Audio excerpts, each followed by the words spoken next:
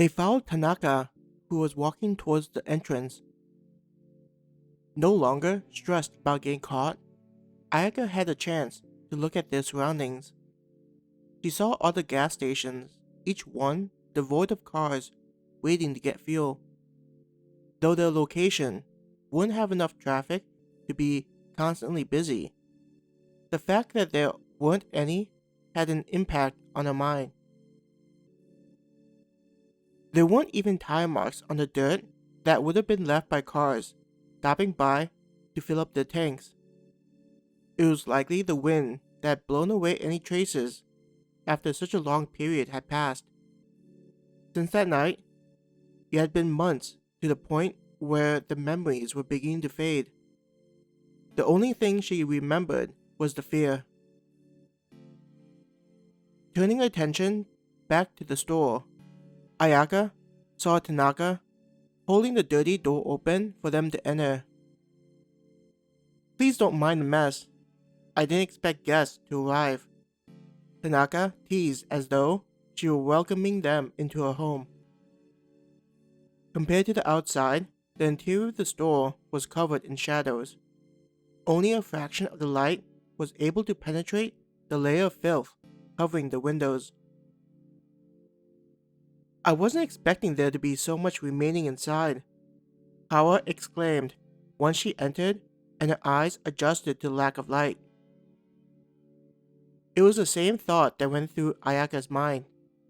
On the shelves were bags of snacks, and against the walls in the commercial refrigerators were drinks. It was as though the worker had forgotten to turn on the lights and just needed to restock the shelves. There was a slight smell in the air, making Ayaka raise a hand to block as much of it as she could. "It's the prepackaged food that you're smelling," Tanaka explained. "Not only have the cooling systems been shut off for a long time, but the perishables are also far past their expiration dates." While Tanaka was explaining the smell, Mizuki had begun exploring the interior. She made her way to one of the far shelves, as though searching for something. "What's up?" Ayaka asked her friend.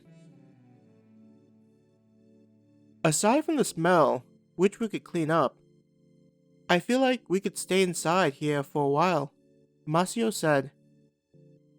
"At some point, the monsoon season is going to start, and we'll need to have shelter." He looked around the store, checking out the familiar sights of the logo and mascot. It was a store that could be seen anywhere around the nation, regularly used by the citizen, regardless of age. With the quality service and variety of products, it was a popular choice when coming back from work or school.